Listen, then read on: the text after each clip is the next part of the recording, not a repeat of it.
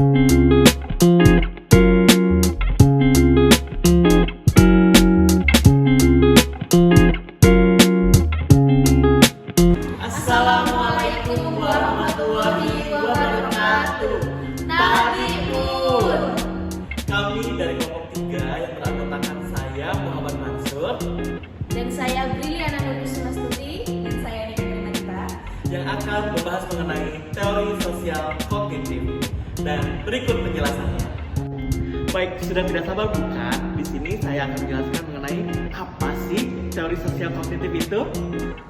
Jadi, teori sosial kognitif diinisiasi oleh Albert Bandura, seorang ahli psikologi klinis pada tahun 1970 sampai dengan 1980-an. Teori ini memberikan gagasan bahwa sebagian besar pembelajaran peserta didik terjadi dalam sebuah lingkungan sosial. Dengan mengamati orang lain, peserta didik memperoleh berbagai pengetahuan dan mendapat berbagai pengalaman.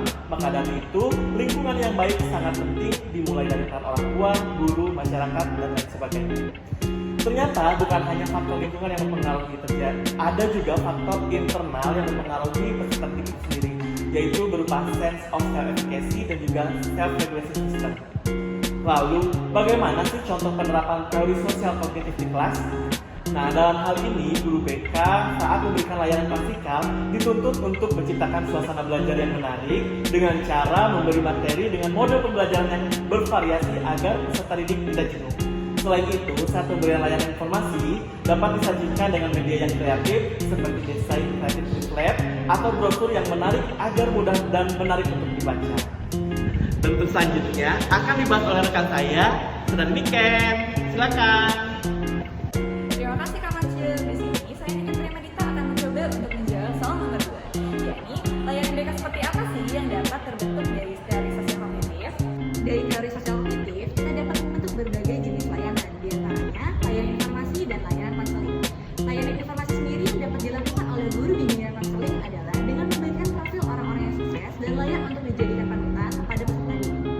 Sedangkan pada layanan konseling, konselor dapat melakukan konseling dengan teknik yang pertama role playing atau bermain peran, dan yang kedua modeling atau dengan memberikan sosok percontohan kepada peserta didik. Demikian jawaban dari saya untuk soal nomor 2. Saya oper pertanyaan selanjutnya kepada Kak Lili.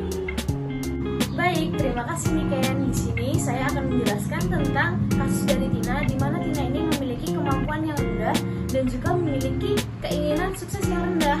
Nah, di teori sosial kognitif ini ada kita melakukan konseling menggunakan teknik modeling. Dan modeling yang akan saya lakukan ini yakni memberikan konseling individu kepada Tina, lalu memberikan konseling menggunakan teknik modeling, menggunakan role model yakni dari anak tukang becak yang dapat lulus S3. Jadi teknik modeling yang digunakan menggunakan role model dari Rina, anak tukang becak yang dapat lulus S3. Di sini Tina kami berikan motivasi dan penguatan di mana si Rina ini hanya anak tukang becak tapi bisa berusaha, bisa berkomitmen selalu belajar agar dapat sukses dan bisa kuliah sampai S3. Kita berikan penguatan motivasi untuk si Tina ini agar dapat belajar juga, agar dapat berusaha, agar motivasi belajarnya bertambah, agar motivasi untuk suksesnya bertambah, agar si Tina ini dapat sukses juga seperti Rina, anak tukang becak yang dapat kuliah hingga S3. Itu saja yang bisa saya sampaikan. Saya kembalikan kepada Pak Mansur. Itulah tadi pembahasan dari kelompok kami mengenai teori sosial kognitif. Bila ada hal yang kurang jelas, kami mempersilahkan teman-teman untuk bertanya. Dan bila ada kesalahan dan kekurangan, kami mohon maaf. Wassalamualaikum